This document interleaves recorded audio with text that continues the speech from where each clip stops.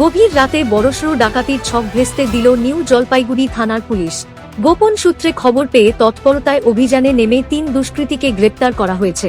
Police সূত্রে জানা গিয়েছে, নিউ জলপাইগুড়ি থানার অন্তর্গত কাশ্মীর কলোনি এলাকায় 10-12 জনের একটি দুষ্কৃতী দল জড়ো হয়েছিল। অভিযোগ, ডাকাতির উদ্দেশ্যেই তারা সেখানে অবস্থান করছিল। খবর পাওয়া মাত্রই পুলিশ দ্রুত ঘটনাস্থলে পৌঁছে অভিযান চালায়। অভিযান চলাকালীন অন্ধকারের সুযোগ নিয়ে কয়েকজন দুষ্কৃতী পালিয়ে যেতে সক্ষম হলেও ৩ জনকে হাতে নাতে আটক করা হয়। ধৃতদের নাম এমবি শাকিল, সুমন সরকার ও পবন কুমার সিং।